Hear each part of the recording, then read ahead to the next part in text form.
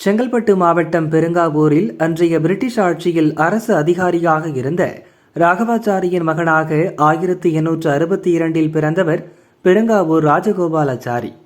இவர் சென்னை மாநில கல்லூரியிலும் சட்ட கல்லூரியிலும் படித்து நீதிபதியானார். இவரது திறமையை அங்கீகரித்த பிரிட்டிஷ் அரசு சென்னையின் துணை கலெக்டராக நியமித்தது. கொச்சி மன்னர் ராமவர்மா இவரை கொச்சியின் திவான் ஆக்கினார். அங்கு அரசு ஆவணங்களை பாதுகாக்க ஆவண காப்பகத்தை உருவாக்கினார். அடுத்து திருவிதாங்கூர் சமஸ்தானத்தின் திவானாகி அனைத்து ஜாதியினருக்கும் கல்வியை பரவலாக்கினார். 1901 சென்னை மாகாண கூட்டுறவு கடன் சங்கங்களின் முதல் பதிவாளராகி கூட்டுறவு இயக்கத்தை வளர்த்தார். 1917 சென்னை கவர்னரின் செயற்குழு உறுப்பினராக பணியாற்றினார். 1920 சென்னை மாகாண சட்டசபையின் முதல் இந்திய தலைவராகி அனைவருக்கும் பேச வாய்ப்பளித்து நடுநிலை காத்தார். இவர் தன் 65வது வயதில் 1927 டிசம்பர் 1 மறைந்தார்.